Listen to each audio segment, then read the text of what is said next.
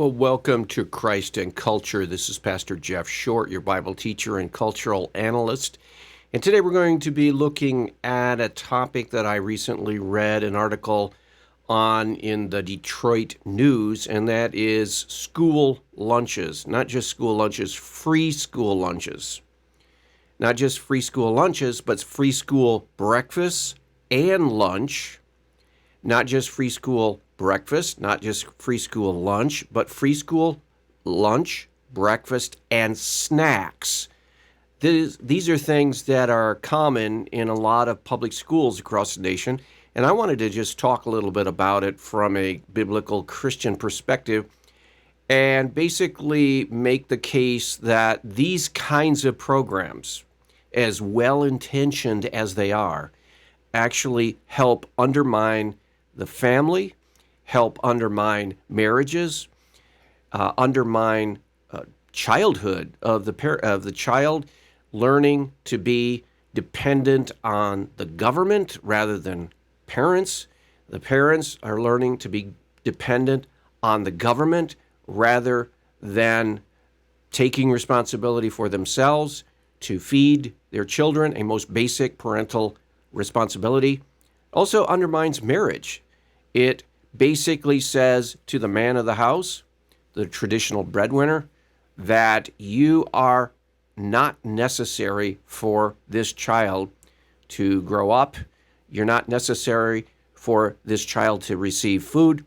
In fact, you're not even the breadwinner anymore in the scheme of family because the government will step in and pay for the children's meal. And this is really detrimental to the family structure. So even though it's a great, seemingly great idea, and it seems like, wow, it's a win-win situation for everyone. It's a win for the kids. It's a win for the parents. It is not a win when you look at it from a Christian biblical understanding of marriage and family and raising children and in educating children. So, I want to get into an article that I recently read in the Detroit News, and this article outlined some of the concerns that I have. Let me bring it up here, and then we will analyze it. So here is the article right here, and let me bring it in to focus here so that I can analyze it. Here we go. All right.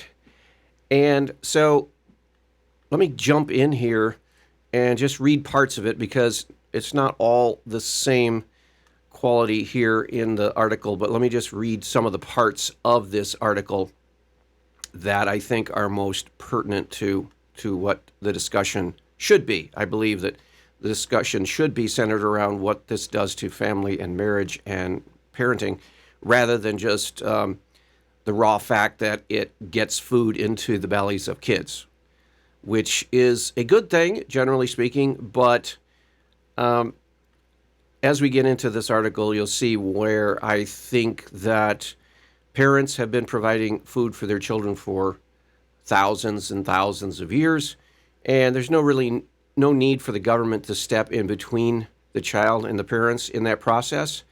And a lot of things are lost when the government does this. So let's just get into it. The headline, USDA secretary says Michigan to get $65 million for school lunches, food banks. Okay, so you have the USDA, which is an arm of the federal government. So you have the federal government, Washington, D.C., the bureaucracy of the nation's capital, feeding into Michigan and distributing food directly to children through the school lunch system. It goes on, the U.S. Secretary of Agriculture, Tom Vilsack, used a visit Tuesday to Eastern Market to announce that Michigan will receive more than $60 million in federal funding for school lunches and food banks. Vilsack joined U.S. Senator Debbie Stabenow, Democrat Lansing, and U.S. Representative Sri Landyar, Democrat Detroit, to discuss the spending in Michigan by the U.S. Department of Agriculture. So we see Democrats, Democratic administration, the Biden administration sending a representative to Detroit and Democrats surrounding this representative. So this is a Democrat-initiated program. This is a big government, liberal, leftist program designed to create a big socialist state, because that's the philosophy coming from the Democratic Party these days. Big government, expanded debt, spend, at a time when our government has a $32 trillion, and that's on the low side estimate, $32 trillion debt. We are now sending millions, multi-millions of dollars to Michigan, just one state. There are other states just like Michigan who the government is sending millions of dollars, combined total billions of dollars, for school lunches to feed children.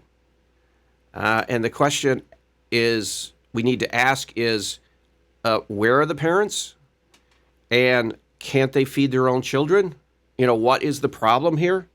Why does the school need to have the government give money to feed children in school? Well, the answer to that question a lot of times is it doesn't. It's not necessary. It is a luxury for the most part, and it is needed, perhaps you could make an argument, in some cases, but we already had a system in place for a long time. I remember when I went to high school, there were always kids who were on free student lunch, and they would go through the line, and at the end of the line, when you paid your money, and at the time that I went to high school, the cost was 40 cents. And everybody brought their quarters and nickels and dimes and paid their 40 cents.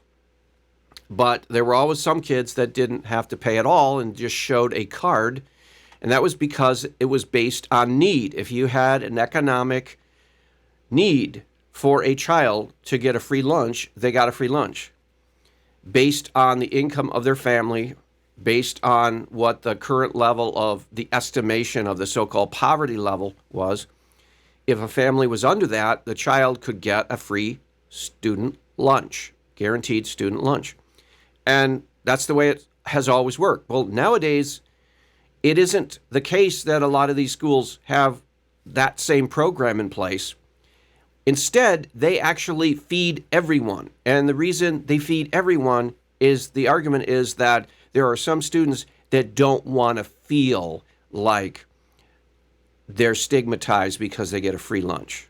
So rather than quote, stigmatize these children, the school district decides, well, everybody gets a free lunch then, because we don't want to make anyone feel uncomfortable. Well, back in the day when I went to school, I don't think any student or any kid really cared whether somebody else got a free lunch and they didn't get a free lunch. In a sense, all the kids are getting a free lunch because it's either their parents are giving them lunch money, and that's what my mother did before we left. We'd go to the change bowl where I think my mom and dad used to put their loose change from their pockets, and we'd pull out 40 cents. And every day before school, and my mother, her responsibility was to make sure that we had that 40 cents. Or she would pack a lunch, and she would make the sandwiches, and we would take the lunches to school. That's what happened in the earlier grades. And one of the schools I attended, which was about a mile from my home, in grade school, there was no cafeteria per se, so you had to actually just bring your lunch. So I had a lunch bucket, a metal lunch bucket, like so many kids had. Theme on there was different TV programs, like a Johnny Quest. There was Scooby-Doo, lunch bucket, all kinds of things. You had your thermos that You put milk in or Kool-Aid or whatever, and it kept cool. You brought your sandwich, brought your potato chips or whatever, and then a vegetable, maybe a carrot and some kind of fruit. And that was your lunch. Your parents provided those things because that's what basic parenting implies, that you provide on a basic food level your children's existence from day to day. And that was understood. So in other words, if you had a family that was below poverty level, or I don't even think it was poverty level, you could be like a certain level above poverty level, but you could still get a free school lunch. And there were always kids that did get that. And none of the other kids really cared. But nowadays, a lot of these schools have a free student lunch for everyone. And as you'll see, it's not just lunch either. It's breakfast and snacks and all kinds of things. It says USDA will distribute $35.5 million to school lunches in Michigan. Valsic said the funding is through the department's Commodity Credit Corporation, according to the press release, and the address is elevated food and labor costs that will continue to affect school meals programs into the 2020-2024 school year. In total, the USDA will provide $1.3 billion to combat supply chain issues at schools across the country. $1.3 billion. We also provide $29.5 million to distribute resources to food banks and pantries and kitchens. Okay, and this is on top of the regular food stamp program, which runs not just into the millions, it's into the billions, perhaps even a trillion. I'm not sure. I think it's not quite that much, but I don't have the figures on the top of my head, but it's definitely in the high billions of dollars that food stamps are sent out every month. Not today, they don't send out a booklet of food stamps. Today, it's just a credit that goes on your food stamp credit card, EBT card, and you go into the store, and I've seen people do this. They swipe it, and they get their food that way. So it's not at all you're bringing out stamps and your vouchers and all kinds of things. It's just like a credit card that you swipe at the grocery store, and that funding goes in there every month. So SNAP, it's called today, the SNAP program. So that's not even talking about the SNAP program. So they're talking about spending millions and billions of dollars feeding people that can already, many of them, if they need it, get SNAP or food stamps assistance and do so every month. He says, and also sponsor support for small and mid-sized marketing operations here in Michigan to provide food that is necessary for food banks have taken care of families that are struggling. As part of that initiative, the Michigan State University Center for Regional Food Systems will lead the development of regional food business centers to provide technical and financial assistance to small businesses in the state. Okay, so that's talking about some other things. What I was referring to before was that it's not just also these food programs, they're not just free lunches for all. In many, many schools, perhaps even most, there is a breakfast that is given out free. So the kids leave the home. They don't even have to have food in their belly. Their parents don't even have to send them off with food in their belly because they sat down for a breakfast. They can just get their kids up and push them out the door, and the school will feed them breakfast and then feed them lunch. And in addition to that, many of these schools have free snack time. So they may get a snack time during the day, and then if they're involved in after-school activities, they can get snacks for those activities also. So this is expanding into basically a huge welfare entitlement program that is addicting parents and children. You know, the parents are getting hooked on this free stuff. Nowadays, and these apply, a lot of these programs apply to even wealthier school districts.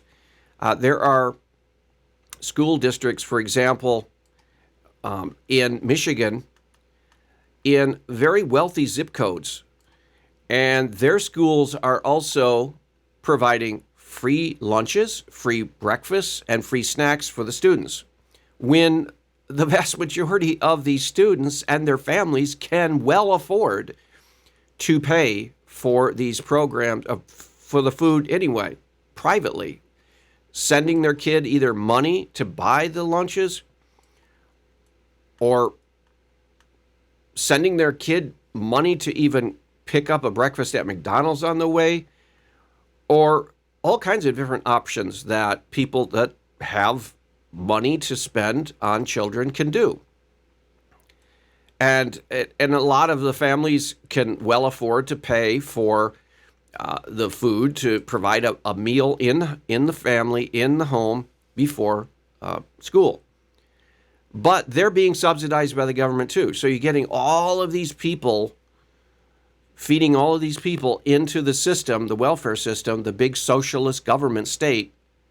And so what's happening is parents are becoming addicted to the welfare state. Even wealthy parents, even mega wealthy parents.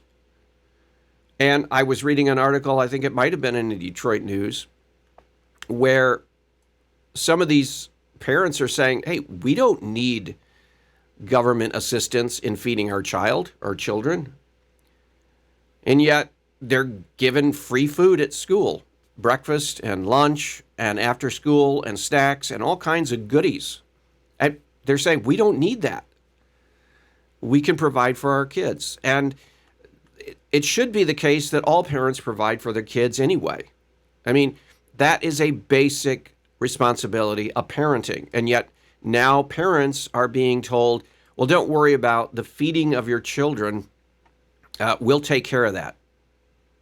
They'll get fed at school. They'll get fed at breakfast at school. They'll get fed at lunch at school. And then they'll get fed later on afternoon with a snack. And if that's not even enough, again, here you see, you heard the term creeping socialism, because it just kind of like insidiously creeps along more and more and gets bigger and bigger. That's the way the big government gets. Now they have programs where there's actually sending food home with the kids at the end of the day. And on Friday, some of these schools actually have a program where the kids on Friday after school load up with food and take it home in these little containers for the weekend, as if the assumption is their parents aren't going to feed them. Now, are there kids that are not fed properly by their parents? Yes, of course. But does that warrant or justify an entire program and billions, even over the long haul, trillions of dollars to feed families that should be and can actually feed the mouths that are under the roof, that can feed their own kids? And again, I was even mentioning before, the SNAP program is expanding too. So you have free food stamp money. Some families getting, close to $1,000? I think a family of 4 or 5 could actually get up to $1,000 or more than $1,000 or so. And so you're getting a huge chunk of change given directly by the U.S. government every month into the SNAP program, and families tap into that to feed their children. And on top of that, they're getting a free government-funded school lunch to feed their children. And even in some cases, in many cases, the children take home food for the weekend. So it seems like the government just wants to jump in bed with every family and be a part of the family there. You know, Uncle Sam wants to move into the home and basically be the breadwinner. And what does that do psychologically to, for example, the father, the traditional breadwinner in the family. In the traditional family, the mother is there holding down the fort, keeping the fires burning at home, keeping the home organized, keeping everything maintained so that when the kids and the father come home in the evening from, one, the kids at school, and two, from work for the father, there is a peaceful, orderly home that isn't chaotic and a mess, and things are in order and organized, and the family can function properly like that. So that's the traditional family. But when you start bringing Uncle Sam, the government, the federal government, and its tentacles into the family and into the home, then what does that do to the father? Well, he's seen as some extra non-essential in the family. One of the primary functions of the father is a breadwinner. Literal term, breadwinner, bringing home the food, providing the food or the finances for the food. But if you have a government that's reaching in and saying, no, we will provide your children with the food, we will provide your family with the food through food stamp SNAP program, we will provide your children with food at school, free food at school, breakfast and lunch, and even on into approaching near 6 o'clock with afternoon programs, extra school programs. You're basically undermining that breadwinner status of the father. But not just that, you're undermining the mother's function too in the family, because it used to be that the mother, with loving hands and tender care, would prepare the lunches for the kids and pack the lunches. And as she was making the sandwiches and preparing the lunches, she was praying for them and saying, God bless them during the day, keep them safe. Thank you for these children, provide for their needs. And she would do that with loving care and then send them off to school, either with their lunch in hand or the funds, the money in hand or in pocket to buy the school lunch, to buy a hot lunch. And, kids don't need a hot lunch for lunch every day. But it seems like the big government is saying, they have to have a hot lunch. If they don't have all their nutritional needs met at lunch, we have to provide for them. And it has to be a hot lunch. No, it doesn't have to be a hot lunch. It's nice to have a hot lunch. It doesn't have to be, because you're going to have a hot lunch for dinner. And the argument is, well, a lot of these kids don't have dinners and they don't have regular eating hours because maybe they have a single parent mother is providing. Well, she can cook still, right? Single parent mothers cook, right? They still feed kids, right? I mean, it's infantiling the parents. It's acting like these mothers don't know how to do anything or can't do anything, are irresponsible. It's feeding into irresponsibility.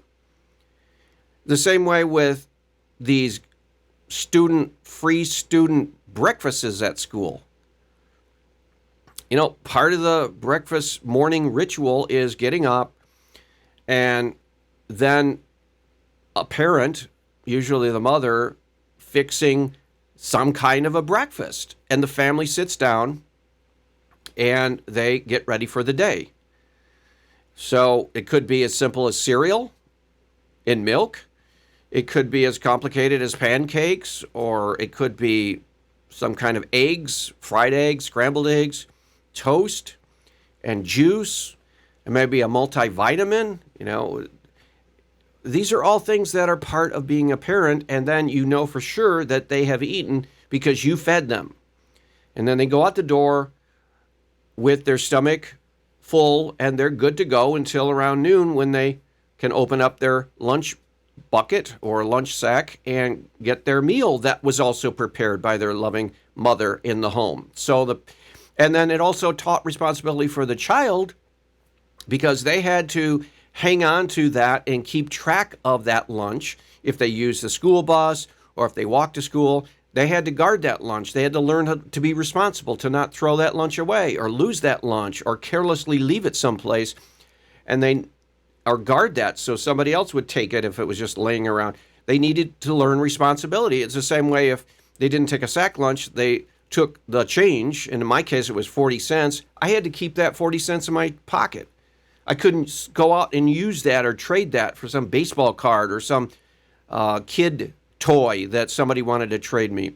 I had to be responsible. It taught responsibility. Well, today the kids, they don't have to have responsibility for anything, and neither do the parents, because the parents don't even have to provide a breakfast for the kid. They don't even have to make a lunch for the kid. The father doesn't have to bring home any income to provide for the kid. The government's feeding the family. So it's undermining the responsibility of parenting.